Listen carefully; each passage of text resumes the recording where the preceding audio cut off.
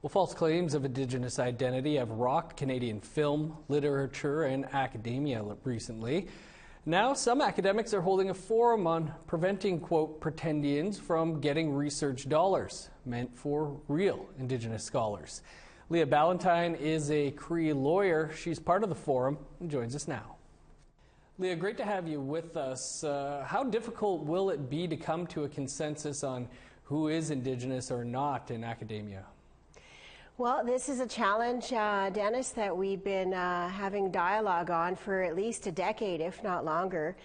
We all know for First Nations people, specifically with status Indians, that the government has controlled the identity of who is and who isn't First Nations since the inception of the Indian Act. So we're going way back to 1867, where the government has had control over that identity. For Indigenous in general, I think we'll be having this conversation for quite some time before we find some resolution that will fit everyone. Well, speaking of that conversation, can you tell us a bit about the forum that's taking place?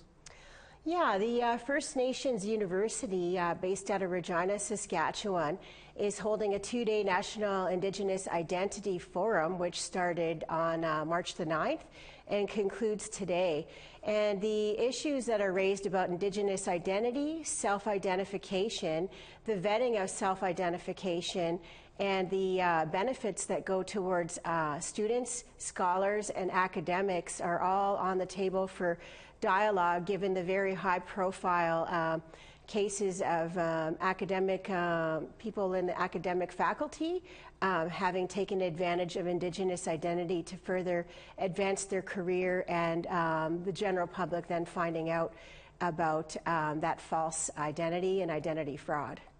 Speaking of those benefits and that, what do you see as the true cost of imposters taking opportunities away from Indigenous peoples? Well, Dennis, this is that's the million-dollar question, and actually I believe that this one particular case is going to cost the university in Saskatchewan likely millions of dollars. You have a union to address, you have human resources, you've got policy that actually allowed this self-identification movement to flourish so that faculty and people who may want to take advantage of those Indigenous seats allocated could potentially put their name forward and receive those benefits. And so we know that those benefits have been used and there has been identity fraud perpetrated. I know I spoke with APTN earlier in the year, and I had suggested that a criminal code action could be triggered by these identity frauds, which it could. There is no statute of limitation when it comes to fraud and identity fraud. As you might know, we're talking about academia here, but as you know, this has been an issue in the television and film industry as well. APTN and the Indigenous Screen Office recently put out a joint report on how to address this in the future.